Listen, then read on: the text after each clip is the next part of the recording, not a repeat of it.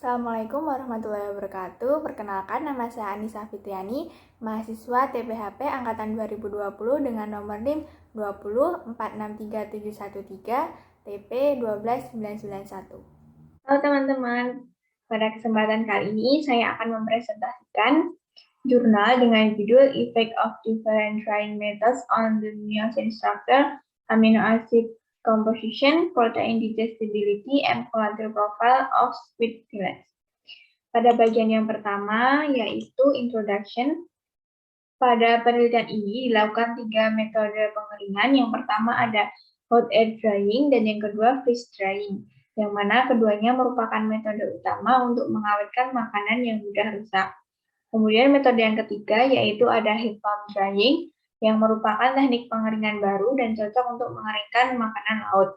Penelitian ini akan menyelidiki efek dari metode pengeringan yang berbeda pada komposisi asam amino dan pencernaan protein. Seperti yang telah diketahui bahwasannya kualitas protein produk daging tergantung pada komposisi asam amino dan pencernaannya. Nah, pemanasan menyebabkan perubahan kimia pada residu asam amino yang dapat mengubah sifat struktural, pencernaan, dan fungsional protein tergantung pada perlakuan termal yang diterapkan pada kondisi pemrosesan. Berikutnya yaitu materials and method, yang ada 4 bagian yang akan dibahas, yaitu bagian materials, kemudian metode pengeringan, metode analisis asam amino, dan metode analisis pencernaan protein secara in vitro. Bagian yang pertama yaitu materials. Bahan yang digunakan yaitu cumi-cumi Pasifik Utara atau Bodarodes passivus yang segar, kemudian segera dibekukan setelah ditangkap. Nah, saat akan diberi perlakuan, sampel beku dicairkan di dalam lemari es pada suhu 4 derajat Celcius semalaman, kemudian dibilas dengan air mengalir. Pada bagian organ dalam, lengan dan tentakel dikeluarkan dengan tangan, sehingga didapatkan lapisan dengan ketebalan yang diinginkan. Kemudian, lapisan otot dipotong menjadi lembaran persegi panjang dengan ukuran panjang dan lebarnya 40 plus minus 5 mm dan tebalnya 3 plus minus 0,5 mm. Kemudian filet cumi ini direndam dalam larutan natrium klorida 30 gram per kilogram pada suhu 4 derajat Celcius selama 14 jam.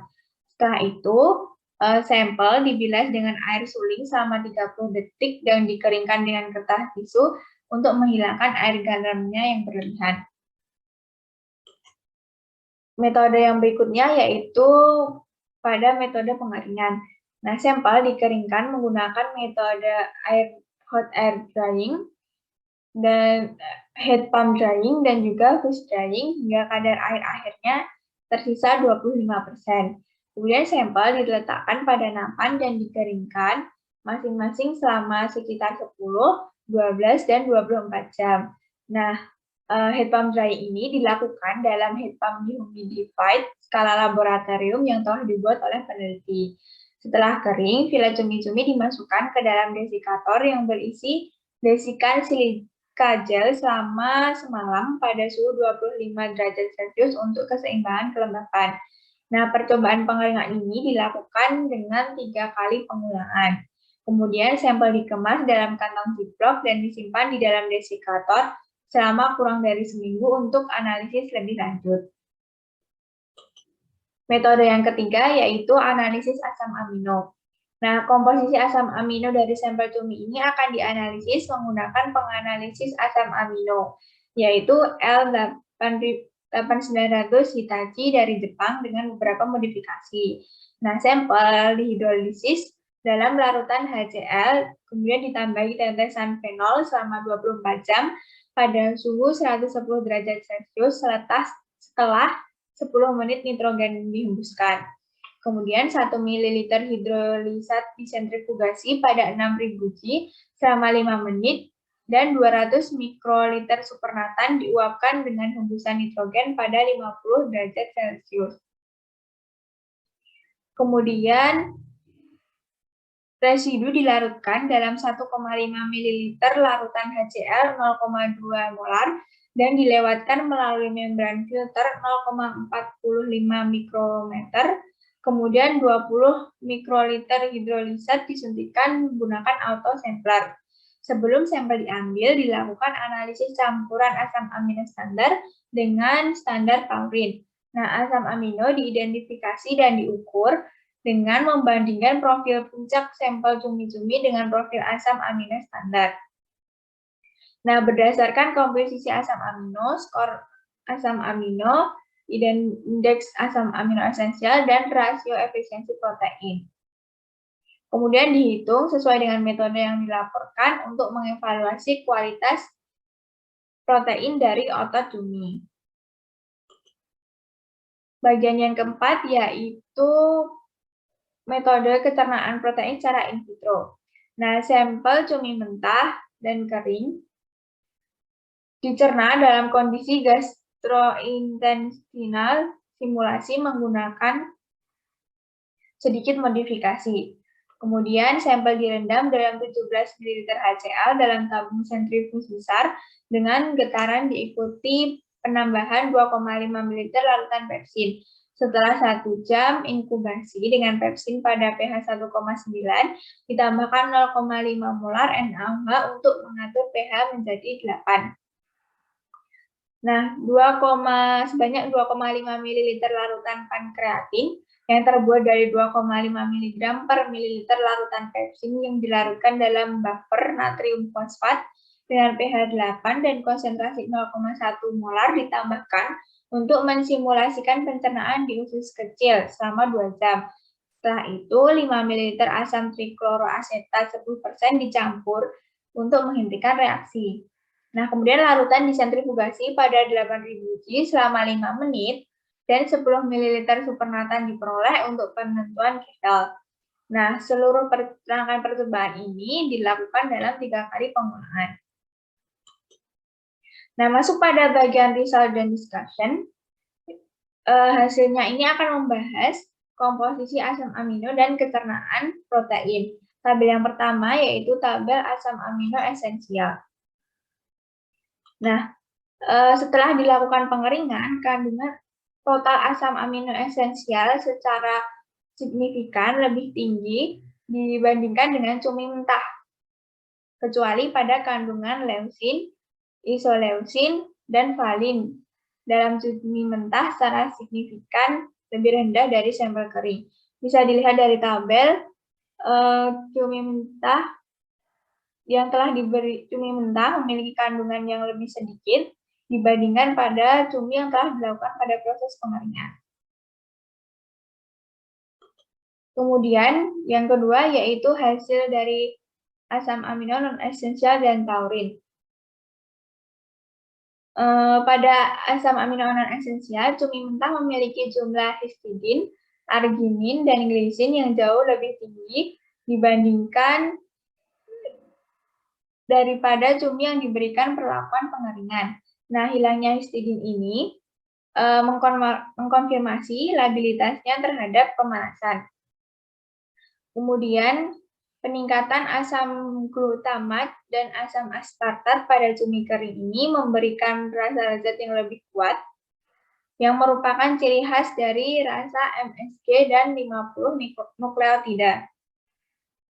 Berdasarkan tabel kandungan taurin dalam cumi mentah sebesar 28,56 gram per kilogram protein, yaitu hampir 2 kali lipat dari semua cumi kering. Nah, proses pengeringan ini secara signifikan dapat menurunkan kandungan taurin dalam cumi. Selain itu, tingkat taurin dalam sampel HPD secara signifikan lebih tinggi daripada yang dibuat dengan metode AD atau FD. Kemudian pada hasil yang ketiga yaitu tabel indeks asam amino esensial, skor asam amino, nilai biologis, dan rasio efisiensi protein yang diperkirakan, serta pencernaan protein cumi mentah dan juga kering. Nah, pada hasil analisis asam amino skor, asam amino terbatas pada cumi mentah yaitu fenilanil, dan tirosin. Sedangkan metionin dan sistein terbatas pada cumi dengan perlakuan freeze drying dan juga hot air drying. Serta histidin digunakan sebagai pembatas pada sampel HPD. Kemudian nilai asam amino acid index, nilai asam amino acid index atau biological value tidak memiliki perbedaan yang signifikan antara cumi mentah dan juga yang kering. Tetapi nilai estimated protein efficiency ratio cumi mentah signifikan lebih kecil daripada cumi yang kering. Kemudian nilai kecernaan in vitro pada cumi-cumi ini menunjukkan bahwa pada sampel dengan perlakuan freeze drying memiliki persentase kecernaan tertinggi, yaitu sebesar 76,81%, diikuti sampel dengan perlakuan heat pump drying sebesar 70,51%, kemudian diikuti dengan cumi mentah yaitu sebesar 67,99%, dan juga cumi kering dengan perlakuan hot air drying yaitu sebesar 61,47%. Nah, temperatur yang digunakan pada perlakuan HPD ini lebih rendah, yaitu sebesar 40 derajat Celcius, dibandingkan pada proses hot air drying, yaitu sebesar 60 derajat Celcius, sehingga menyebabkan kecernaan pada sampel HPD lebih tinggi dibandingkan pada sampel AD. Nah, sedangkan pada pencernaan in vitro asam amino pada cumi FD ini yang paling tinggi di antara semua sampel.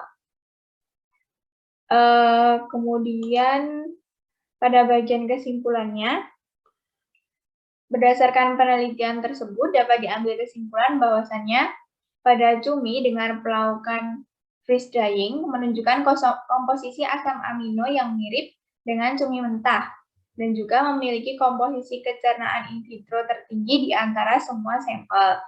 Kemudian pada komposisi asam amino cumi dengan perlakuan hot air drying dan heat pump drying yaitu sama. Tetapi kecernaan in vitro pada cumi dengan metode heat pump drying secara signifikan lebih tinggi dibandingkan pada cumi dengan perlakuan hot air drying. Nah, secara keseluruhan dapat disimpulkan bahwa proses pengeringan ini berpengaruh kepada kandungan asam amino. Nah, semakin tinggi suhu yang digunakan untuk pengeringan, maka produk akan kehilangan asam amino semakin besar. Sekian presentasi dari saya. Terima kasih. Wassalamualaikum warahmatullahi wabarakatuh.